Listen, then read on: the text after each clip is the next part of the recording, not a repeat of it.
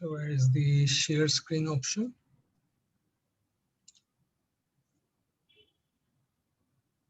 Right away. Right, good.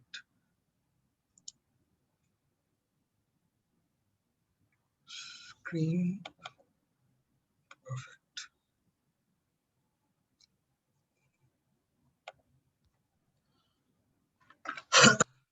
So yeah, we'll very much start with how do we interpret with the Lyfas report, and I'll give you some basics of how we take the test. This is particularly in continuation for Dr. Survi. Shabnam, please see, Dr. Deepa hasn't been able to join properly. She was online, just ping her. Okay, sir.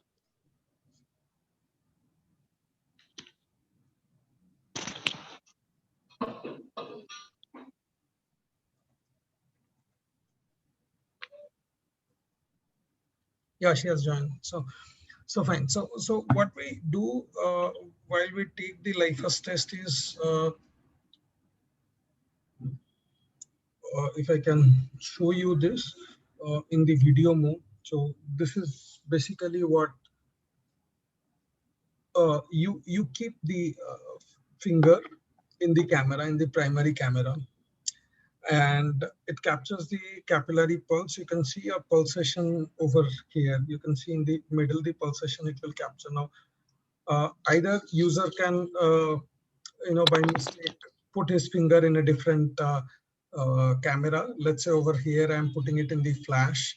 uh, so if I put it in the flash, obviously there'll be a burning sensation in the finger because this flashlight is extremely strong, and the screen will appear something like this. Then if I put it in the primary camera, it will be completely filled.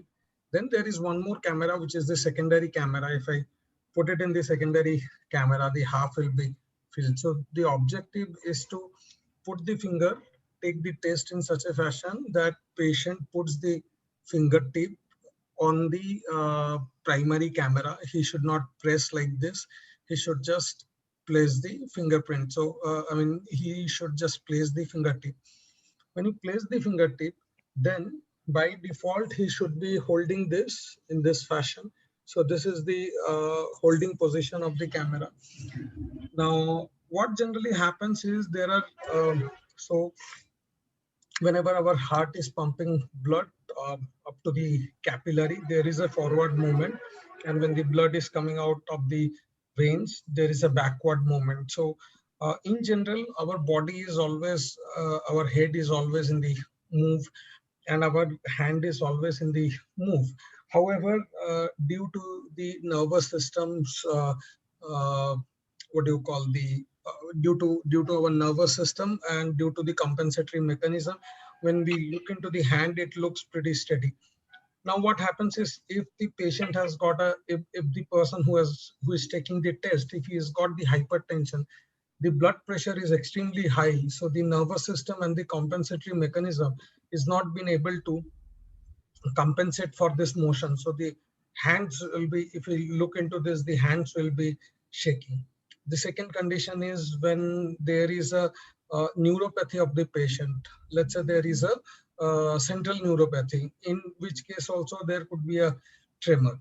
So at the end of the test, what we are doing in Lyfas is we are taking so this is basically how the test has been taken. This is how basically the test has been taken. So it is capturing your uh, fingertip photographs, multiple photographs. So the camera, if you can see, I guess the screen paint window is visible, right? Yeah. It's Okay. visible, sir. It is. So continuously it captures this photograph. So the frame rate of the camera is 30 hertz, which means that in every 33 milliseconds we are capturing a photograph of the fingertip, which is something like this. Now obviously when capillary is the position, finger capillary is the position. If I even if I place it near here, you can probably, if we have enough this thing. So because the oxygenated blood is coming to the finger capillary, and the capillary is absorbing the oxygen. The tissues are absorbing the oxygen, and then the deoxygenated blood is flowing, and oxygenated hemoglobin makes the blood more reddish. So if we calculate the change of the color, then we get something which is similar to this. So we get something which is similar to this. This is the pulse signal. So, or in a technical term, we call this a capillary pulse.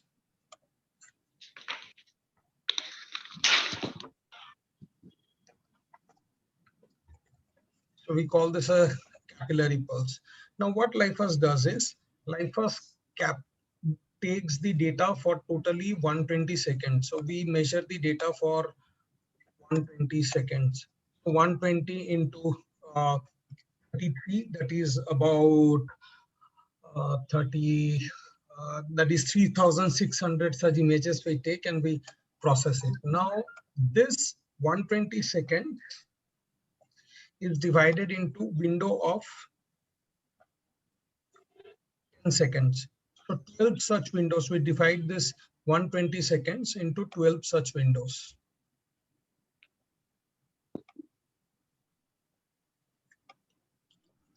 12 such windows. Now, in the first 10 seconds, we measured how many bits have appeared. So this is a 10-second window. Similarly, this is a 10-second window.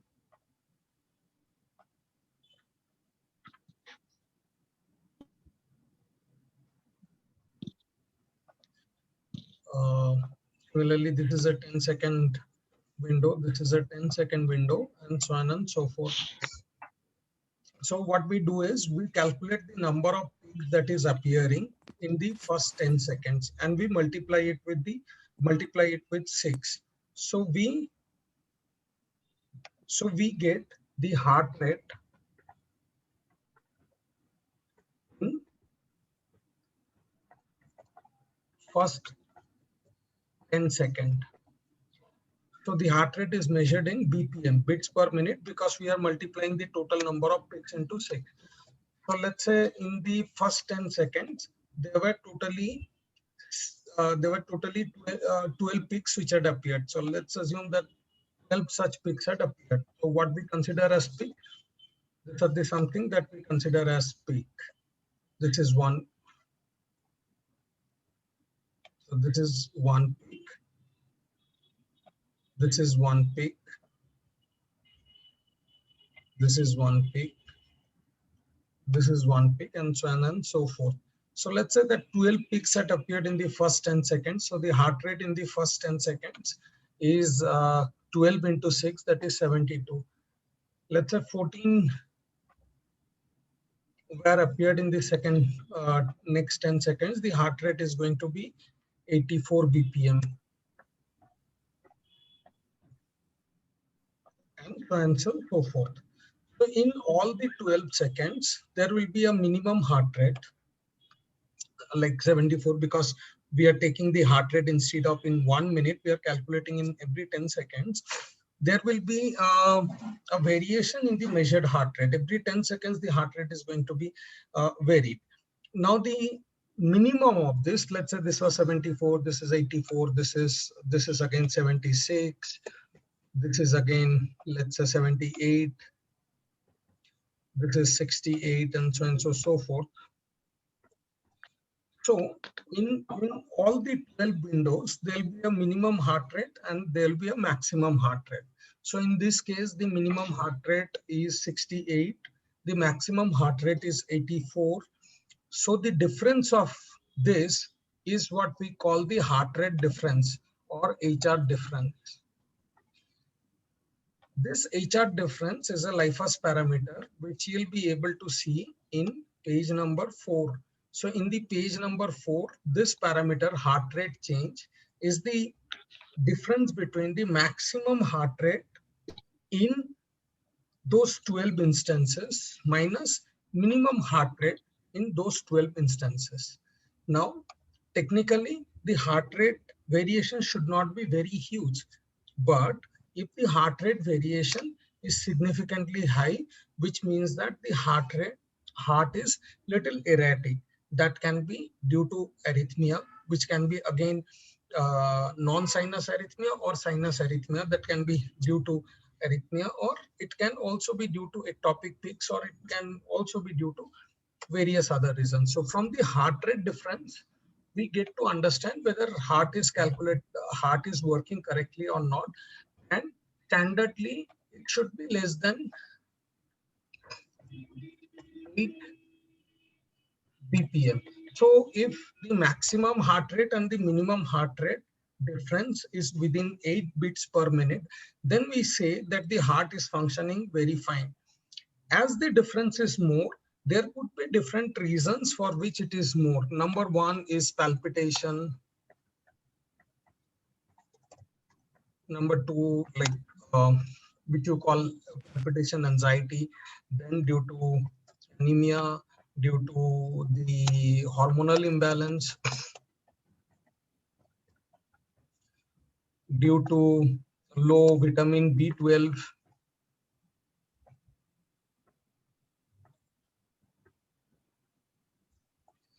due to uh, various other reasons, for example, arterial fibrillation,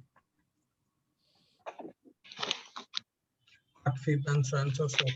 So if we know the heart rate difference, we'll be able to at least know whether they have got some kind of erythrocyte related problem, because whenever there is a problem with iron deficiency, there is problem with anemia, or there is all such problems, the heart rate difference is often going to be more. So more or less from this heart rate difference also, we'll be able to know whether the patient's cardiovascular system is working properly or not. This will also give us some understanding of if the hormonal system is correct or not, if the vitamin B12, vitamin D is perfect or not, and so forth. Now, any of these reasons could be there. Now, within this 12 different instances, first 10 seconds, next 10 seconds, next 10 seconds, next 10 seconds, we have got various heartbeats. So let's say in this case, we have taken 1, 2, 3, 4, 5 windows. So if we extend up to 12 windows, the average heartbeat is known as the is something which is shown in the Lyfas right at the top. So in this case, this is 72 plus 84 plus, so 72 plus 84 plus, which we'll call 76, 78, 68, 76, 78, 68.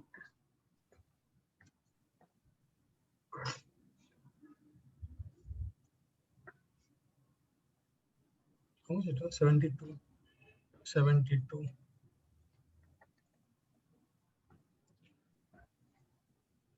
So the heart rate is going to be 76. So this is the heart rate that is going to appear in the Lyfas report right over here, right at the top.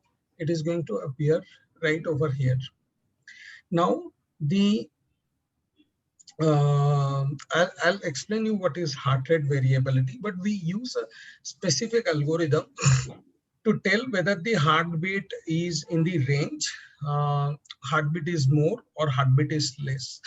If the heartbeat is more, which is over here, then obviously the health of the patient is not proper. So generally, if the Lyfas heartbeat is normal, if the heartbeat is normal, then we may not need to take any other health condition. If heartbeat is more, in that case, we may have several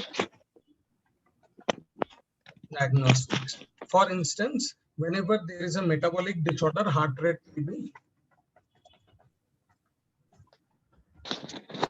will be always higher. For instance, whenever somebody has got, let's say, coronary artery disease or cardiovascular diseases for CAD, um, generally heart rate goes above 90. In this case, heart rate goes above 80 to 85. Generally, that's what we see. So more or less, whenever we see a high heart rate, we know that there is some problems in the body.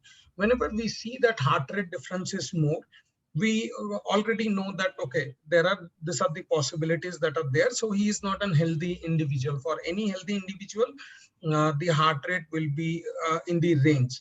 Now, whenever the heart rate is more, that can be either asymptomatic condition or a primary condition for a disease, and so on and so forth. So this is how the heart rate part of Lyfas works. This is purely the heart rate part, which we can identify from Lyfas, and then based on those heart rate, we can take various decisions, various primary decisions, whether somebody is healthy or needs to look into their health or not. Now, the second condition that I I would have a want, query here. yes, please. Sir, sir, that heart rate difference, if it is more than 8, you said, no? Yeah, So yes, it is calculated based on the maximum and the minimum heart rate.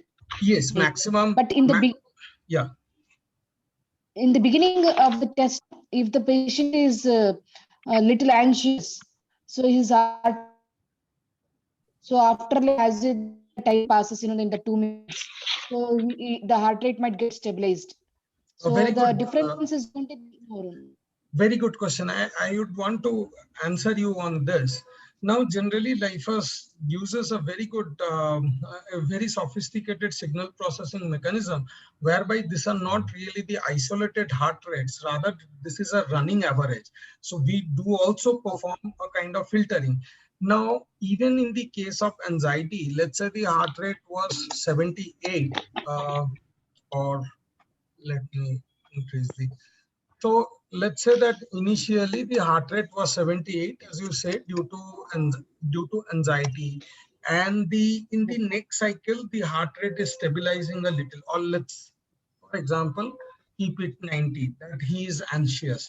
So if somebody is just a bit of anxious for the test, then under that situation, physiologically the heart rate doesn't increase too much. But yes, there is a possibility. For example, if I am giving a demo at this moment, my heart rate is invariably going to be over 90, up to 100. So next, what happens is his heart rate comes down a little bit. Let's say it is 84. Then it stabilizes a little more, that is 82. Then it stabilizes a little more, that is it is 80. Now, how Lyfas takes it, after 90, we do not change it to 84, rather we take the average. So it is going to be 87, the Lyfas is going to show. Then 87 and 82, that is again 85, 84.5, then 84.5 and 80, that is going to be 82. So over here, you see, because it uses a running average also, one of situation where you are extremely anxious, that gets counted off. So whenever we get the high heart rate difference, that is always due to some kind of physiopathological anomaly. It is hardly ever due to the test anxiety. So we counter that just by taking the running average continuously of the test. So over a period of 12 intervals, the one of incidences or little anxiety uh, goes off. That is the case. The second thing is, if we look into the standard operating procedure of Lyfas, we always say that before the test, just take 5 minutes of rest and deep breathing, because that's the same standard operating procedure that we do also follow for ECG. Lyfas by design has to be a test that has to be carried out under rest. So we always offer, or we always prefer, that somebody takes at least 5 minutes, 2 to 5 minutes of rest before he takes the Lyfas test. So this is the case. Now we are going to go towards something called heart rate variability. I would want to, though there are literature, I'm pretty sure that there was, in our MBBS, there is only one question that comes from heart rate variability, which is 10 marks. So mostly doctors, they mug up and they generally don't enter too much into that. So I'm going to draw the attention towards what is heart rate variability. And then I'm going to go towards how to interpret that. So if you look into the, so let me take this, let me try to create a pulse signal. So let's say this is a pulse signal.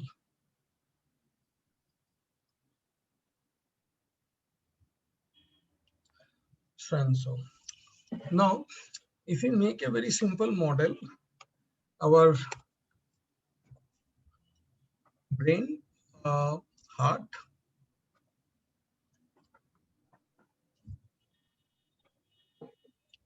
and rest of the organ system connected by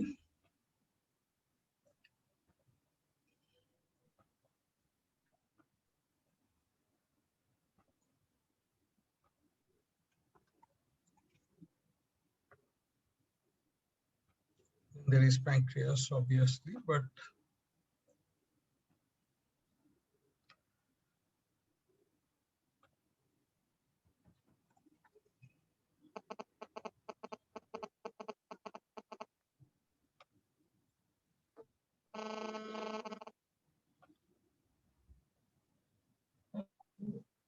so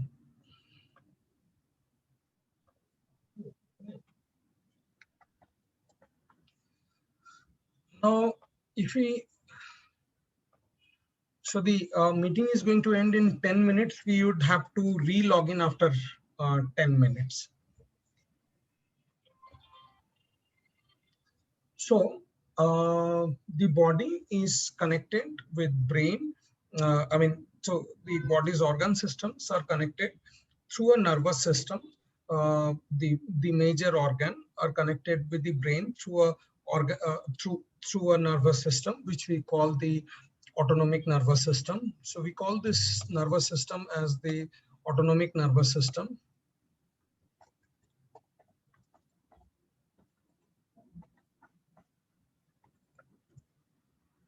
And there is one more nervous system that the body connects the entire body through, which is the central nervous system, and then there are peripheral nervous system. Now, the autonomic nervous system, as the name suggests, is what it is. It is autonomous. It is without any intervention of anything. The autonomic nervous system tries to keep the body in the homeostasis. So the role of the autonomic nervous system is to keep the body in homeostasis, or which we call equilibrium, or which we call balance. Now, the major homeostasis the body has to do is it has to maintain a constant blood pressure. It has to maintain a constant glucose. It has to maintain a constant temperature. It has to maintain constant fluid level. And it has to generate, and the organs have to all function to produce optimal performance of the body. So the autonomic nervous system is, in a simple term, it's a sensor and switch based system. So there is a sensor and there are switch. There is a sensor and there are switch. So let's say that this is body. This is entire body. Let's say this is entire body, and we are talking about blood pressure homeostasis. We are talking about blood pressure homeostasis. So what sensor does is, sensor calculates what is the blood pressure already there in the body. Let's say this is a blood pressure sensor. Our blood pressure sensor is located near the carotid artery over here, baroreceptor, which we call baroreceptor. Let's say sensor is the baroreceptor here, which is measuring our blood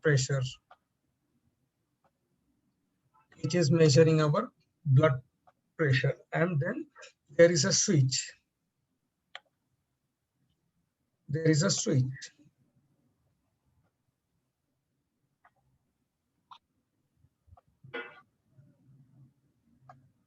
So this switch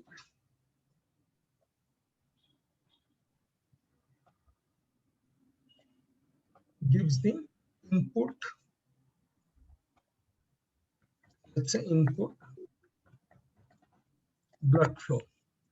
So ideally, this sensor and this switch are connected by autonomic nervous system. So both of them are connected by autonomic nervous system. So this is the very simple diagram of how the body works. An autonomic nervous system is the one due to which even after one is brain dead, even after there is a brain hemorrhage, somebody can live for ages, because the autonomic nervous system keeps the body in the homeostasis. So even though the brain is not functioning, the body keeps functioning. Now, let's say that suddenly you are running on the treadmill. When you are running on the treadmill, your muscle requires more oxygen, and therefore body requires to have more blood pressure. So the requirement in the body gets increased, and the sensor senses that the requirement and what is the blood pressure that it is measuring are not the same. So autonomic nervous system has got three things. One is the sensor, and one is the, which we call the feedback. And this is called the feedback. So body gives a feedback to autonomic nervous system that it requires more blood pressure. When it knows that it requires more blood pressure, autonomic nervous system keep the switch on for a longer period of time. So more blood gets in. Then when body's requirement is met, and body tells the autonomic nervous system that, look, I don't require to increase my blood pressure anymore. So the autonomic nervous system keeps the switch off for more period of time to slow down. So switch on, switch off. And how do you understand the autonomic nervous system? The best organ to see the autonomic nervous system is our eyes. So the opening of the eyes is called the sympathetic nervous system. Any switching on is the sympathetic nervous system, and when we close, it is the parasympathetic nervous system. Most of the organs, other than liver is an inactive organ, obviously. Most of the other organs will be having the active switch on and switch off, like heart, neurons in the brain, and literally every other organ will have the switch on and switch off activity. So the autonomic nervous system, just by switching on, or sympathetic system, increases certain thing, and by switching off, or parasympathetic system, decreases certain flow. Now, because whether you want to increase blood pressure, heart has to pump more blood. If you want to increase the amount of glucose that goes through the body, then also heart has to function more, because to support insulin resistance, we require to support more. To support more insulin, we require to increase the blood flow, not necessarily blood pressure. If you are feeling cold and the body has to produce more heat, even under that situation, heart has to pump more blood, so that body can generate enough amount of heat. So irrespective of whichever organ requires more amount of energy, or more amount of glucose, or more amount of blood pressure or whatever, it can be measured through something by the variation of the heartbeat. And because there is a change in every second in our body, even our thought process, if I think something very violent, my heart rate will be automatically increased. If I think something very peaceful, my heart rate is going to come down. So in every second in our body, the heart rate is going high and going low. So this is a continuous process. So this system is working round the clock continuously to keep our body in the homeostasis. So if the switching on and switching off is normal, and the body and there is a homeostasis in the body, then the body, we call that the body is a healthy body. And if there is no homeostasis in the body, then we call that the body has got certain problem. Now, how do we measure this system? So this autonomic nervous system is can be measured using something called heart rate variability, because irrespective of what organ, what requirement, the increase and decrease of anything is has to be supported by our heart rate. So our heart rate is changing actually in every second, and the profiling of the change of this heart rate, which is called heart rate variability. And heart rate variability gives a measurement of autonomic nervous system. So by measuring heart rate variability, or by looking into the heart, how frequently or infrequently the heart rate is changing, we can very much tell how good the autonomic nervous system is working. And if there is a problem in the autonomic nervous system, then we know that there is a significant problem in the body, and then we can try to figure out the other things from there. So the objective of any cure or healing is not to tackle the condition, but rather to bring the body back to homeostasis. So in any circumstances, body has got a compensatory mechanism. Just because body sugar is high, we don't claim that, we don't call that person a diabetic. There are various reasons which may require a high sugar for the body. For example, tremendous amount of brain activity may require high